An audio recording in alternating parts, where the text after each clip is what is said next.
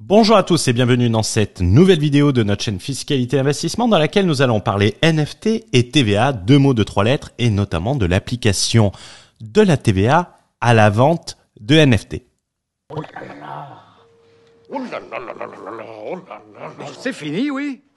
Vidéo extrêmement importante qu'on t'invite vraiment à regarder en entier et à partager un maximum sur tes différents réseaux car cela risque de faire mal, très mal. Et je sens que je vais pas me faire que des amis. En guise d'informations complémentaires et d'informations importantes, nous venons de lancer un nouveau forum entièrement gratuit dans lequel nous allons apporter encore plus de valeur.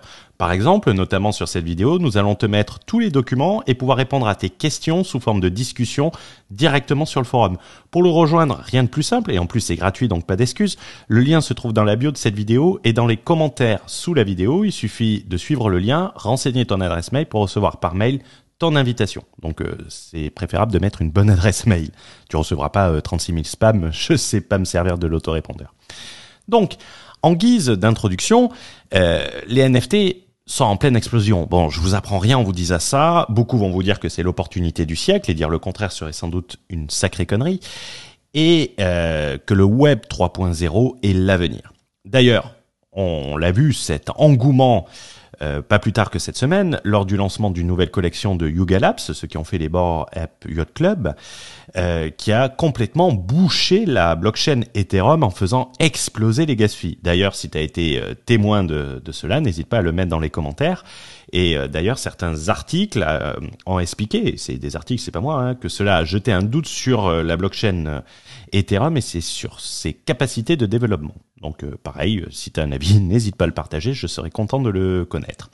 Nous avons été également témoins de la ruée des infopreneurs et des personnes qui avaient une large audience, comme certains influenceurs, leur arrivée sur ce marché pour lancer des NFT bien plus rémunérateurs que la vente de formation ou le placement produit, notamment en mixant le marketing ultra agressif à prix dans l'infoprenariat, avec l'opportunité de gain de devenir millionnaire encore plus rapidement qu'en dropshipping. Gain x20, x30 et ce fameux FOMO, Fear of Missing Out, la peur de louper l'opportunité et surtout, bon, ceux qui se sont enrichis sont principalement ceux qui les ont vendus. Mais ça, c'est comme dans tout Ponzi, hein. Chez Madoff, les premiers qui sont rentrés chez Madoff, ils ont gagné de l'argent et beaucoup d'argent. Ceux qui sont arrivés en dernier, ils ont tout perdu. Mais bon, on avait fait un podcast notamment sur le NFT Crypto Champion en essayant de l'analyser au travers de son sous-jacent. Le Crypto Champion, c'était le NFT lancé par Yomi Denzel, le formateur en dropshipping. Tu pourras trouver le lien dans la bio et donner ton avis en commentaire. N'hésite pas à l'écouter et à donner ton avis, c'est super important et ça m'intéresse surtout. Nous n'allons pas ici parler de comment gagner de l'argent avec des NFT, on va plutôt dire comment tu perds 20% sur chaque transaction. Bon, on va pas se faire que des amis, ça, je l'ai dit au début. Et on va s'intéresser à l'application de la TVA sur les ventes de NFT et pourquoi vous devez collecter et reverser la TVA sur les ventes de vos NFT. On va commencer avec la Belgique qui a été la première à en parler et ce en février 2022. Bon, je ne vais pas prendre l'accent belge. Je prends l'accent belge? Non. En effet, nos amis belges, notamment le ministre des Finances belge, avait indiqué en début d'année, nous l'appellerons Vincent parce que je ne sais pas prononcer son nom, que les opérations à caractère spéculatif impliquant des NFT sont d'ores et déjà taxables sans qu'il soit nécessaire d'adapter la législation belge à cet égard. Bon, je pense que les journalistes ont mis cette phrase puisque en Belgique, lorsque vous investissez, que ce soit en bourse, que ce soit sur des NFT ou des cryptos, avec une stratégie de bon père de famille, donc que ce soit pas votre activité, les plus-values sont entièrement exonérées. Donc là, ce qui est mentionné, c'est que les opérations à caractère spéculatif, ça veut dire l'achat-revente à haute fréquence, restent taxables d'un point de vue personnel entre les mains de l'investisseur.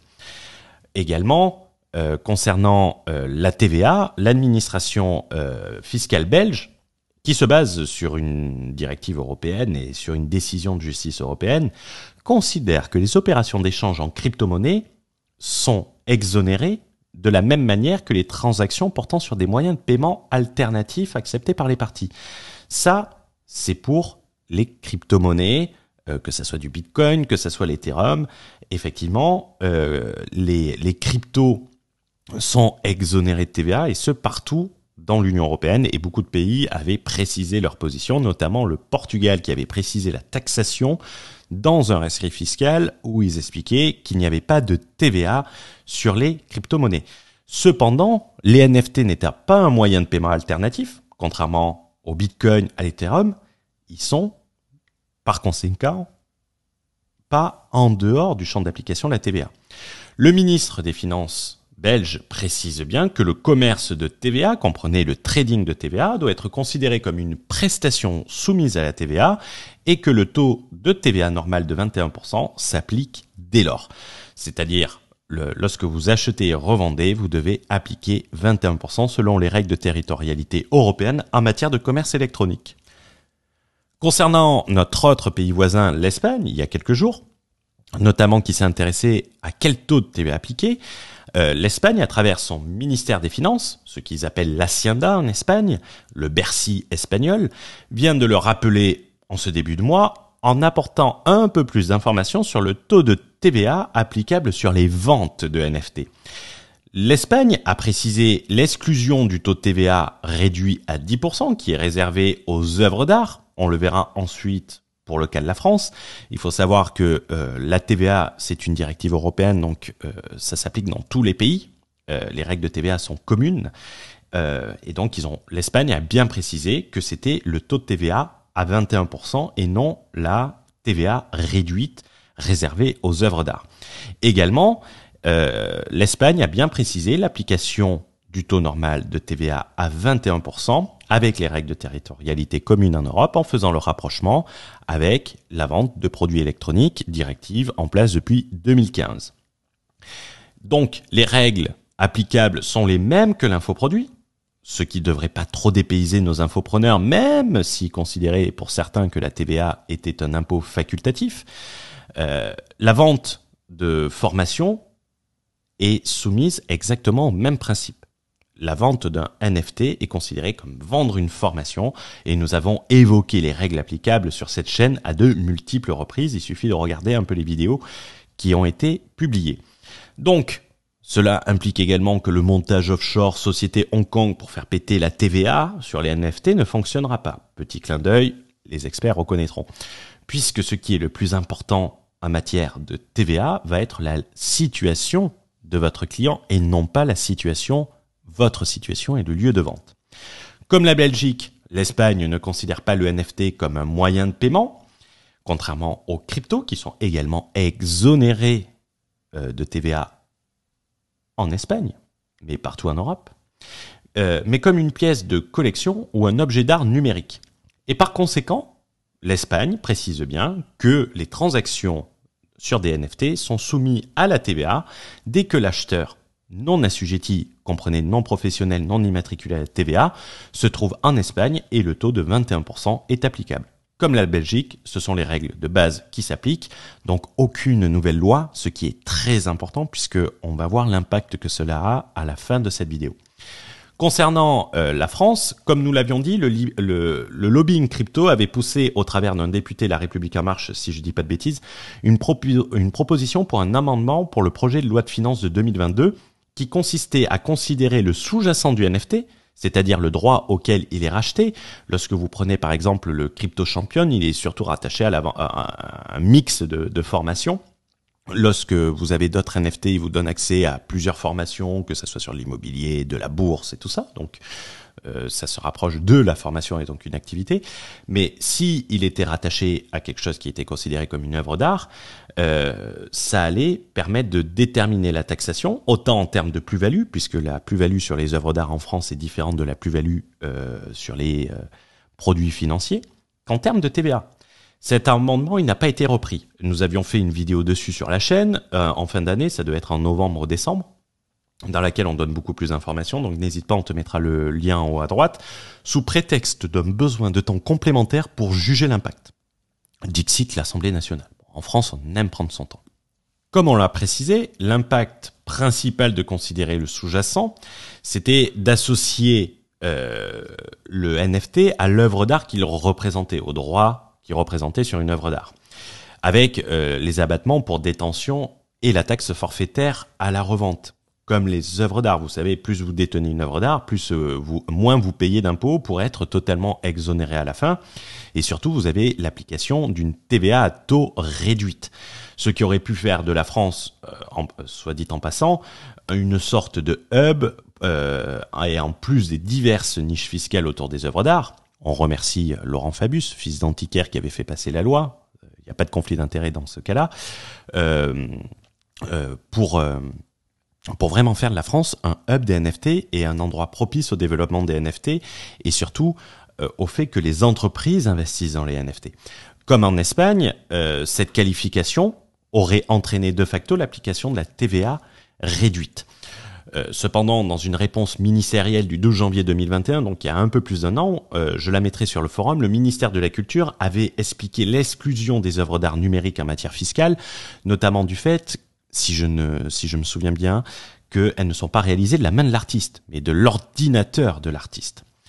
On va s'intéresser maintenant à l'impact que ces différentes précisions ont.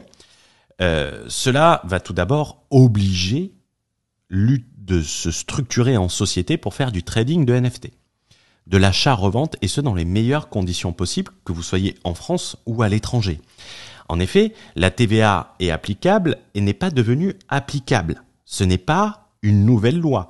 C'est juste que les différents États européens confirment que c'est l'application de la loi ordinaire, c'est-à-dire que techniquement vous devriez collecter la TVA depuis le début. Ce n'est pas une nouvelle loi, ce n'est pas un changement législatif. Vous êtes censé collecter et reverser la TVA et surtout pouvoir justifier de l'ensemble des transactions. En raison de la territorialité de la TVA en Europe, que ce soit c'est la prestation par voie électronique, que vous soyez hors Europe ou dans l'Union européenne, c'est-à-dire que votre société ou que vous vous trouviez à Dubaï, à Hong Kong, au Delaware, c'est exactement pareil.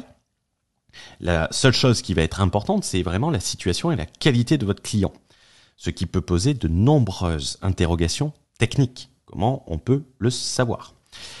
De plus, on n'est pas les seuls, puisque plusieurs États américains ont également indiqué que les opérations de vente sur les NFT, même sans physical presence, c'est ce qu'ils appellent le nexus, dans l'État entraînerait le déclenchement de la sales tax juste en étendant la législation actuelle comme ils l'ont fait pour le VOIP en 2000. Le VOIP n'était pas taxé à la sales tax sous prétexte que la loi américaine visait uniquement les communications par câble téléphonique. Et eux, ils étaient excessivement précis. Et ils avaient juste étendu pour faire entrer le VOIP, le Voice over IP, en 2000. Donc, ça n'avait pas posé de problème. Il n'est de si bonne compagnie qui ne se quitte, comme j'ai l'habitude de dire. Donc, il va être temps pour moi de conclure. Cette application de la TVA va, quoi qu'on dise, professionnaliser le secteur, mais poser beaucoup de problématiques autour de l'application de cette dernière. Elle va obliger de trader, comme je l'ai indiqué, au travers de sociétés, et donc de se structurer comme des entrepreneurs pour un maximum de neutralité et de ne pas se faire avoir. Il faut savoir que selon les pays dans lesquels vous allez vous baser, cela va avoir un impact plus ou moins important. Par exemple, dans le borderless entrepreneur, sur certaines juridictions, on explique qu'il faut être bête pour ne pas trader en société puisque c'est beaucoup plus avantageux. Dans d'autres pays, trader en société va être fiscalement moins intéressant mais va avoir d'autres intérêts et d'autres avantages. Le fait d'être en entreprise va vous permettre surtout de récupérer la TVA à l'achat et donc d'être neutre. Puisque si vous achetez en tant que particulier un NFT à 100 euros, à 1000 euros hors taxe, en tant que particulier, vous allez le payer 1200 euros TTC. Et si vous le vendez à Dubaï à 1300 euros, vous allez gagner 100 euros. Si vous êtes une société, vous allez l'acheter 1000 euros hors taxe, puisque vous la récupérez, la TVA.